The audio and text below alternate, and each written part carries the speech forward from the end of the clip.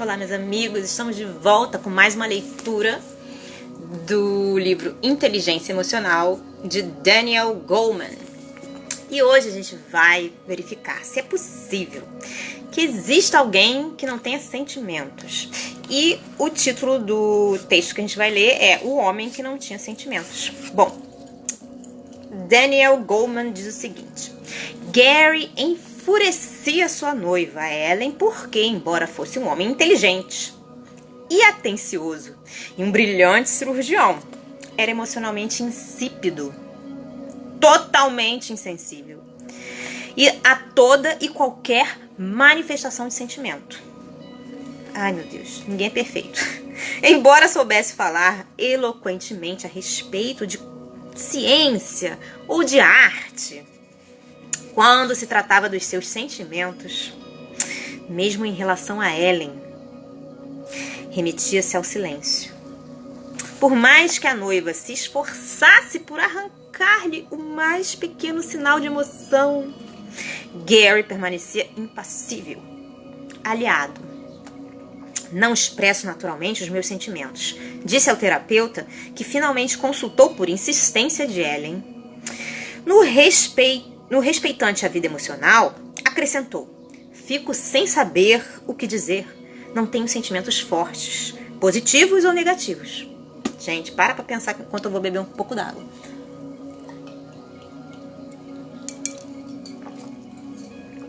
Bom, Ellen não era a única a sentir-se frustrada por esta impassividade de Gary. Conforme ele próprio confidenciou ao terapeuta, era incapaz de falar a respeito dos seus sentimentos, fosse com quem fosse. A razão: nem sequer ele próprio sabia o que sentia. Tanto quanto pudesse dizer, não tinha fúrias, nem tristezas, nem alegrias. Como o próprio terapeuta observa, esta ausência total de emoção faz de Gary e de outros como ele, indivíduos sem cor, amorfos. Aborrecem toda a gente, é por isso que as mulheres os mandam tratar-se. A insipidez emocional de Gary exemplifica aquilo que os psiquiatras chamam alexitimia, do grego a para falta de, lexis para palavra e timos para emoção. Estas pessoas não têm palavras para exprimir seus sentimentos. Na realidade, parece até nem terem sentimentos, embora isto possa dever-se ao fato de serem incapazes de exprimir emoção e não uma ausência de emoções propriamente ditas. Este tipo de pessoas foi descoberto pelos psicanalistas intrigados por uma classe de pacientes que eram intratáveis por aquele método porque não referiam quaisquer sentimentos ou fantasias, apenas sonhos descoloridos. Em suma, não tinham qualquer espécie de vida emocional a respeito da qual fosse possível falar. É um problema. As características clínicas que definem o alexitímico incluem ter dificuldade em descrever sentimentos, os seus próprios ou de terceiros, em um vocabulário emocional acentuadamente limitado. Mais ainda, tem dificuldades em discriminar emoções, bem como distinguir emoções de sensações corporais. Eles não sabem o que é emoção, o que é sensação corporal. De modo que podem falar de sentir borboleta no estômago, palpitações, suores, sem saberem que estão a sentir-se ansiosos. Quer dizer, eles estão ansiosos e não sabem por quê. E não sabem que estão. Não sabem que estão ansiosos.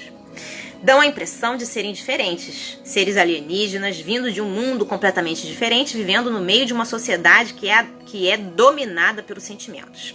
É a descrição feita pelo Dr. Peter Sifnius, psiquiatra de Harvard, que em 1972 cunhou o termo alexitimia. Os alexitímicos raramente choram, por exemplo, mas quando fazem, suas lágrimas são copiosas.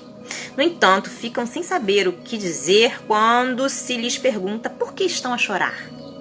Uma paciente com alexitimia ficou tão perturbada depois de ter visto um filme a respeito de uma mulher com 8 filhos que estava a morrer de cancro ou de câncer, que chorou até adormecer. Quando o terapeuta lhe sugeriu que talvez tivesse ficado naquele estado por o filme lhe lembrar sua própria mãe, que estava efetivamente a morrer de cancro, a mulher permaneceu imóvel, atordoada e silenciosa. Quando o terapeuta lhe perguntou então como se sentia, ela respondeu pessimamente, mas não foi capaz de clarificar os seus sentimentos para além disso. Acrescentou, no entanto, que de vez em quando dava por si a chorar, mas que sem nunca saber exatamente por que chorava. E é aqui que reside o cerne do problema. Não é que os alexitímicos nunca sintam, mas que são incapazes de saber, e em especial incapazes de descrever precisamente que sensações têm. São profundamente deficientes nessa aptidão fundamental da inteligência emocional, que é a autoconsciência. Sabermos o que sentimos no momento em que as sensações se agitam dentro de nós. Os alexitímicos desafiam a convicção generalizada de que aquilo que sentimos é perfeitamente evidente. A verdade é que não fazem a mais pequena ideia.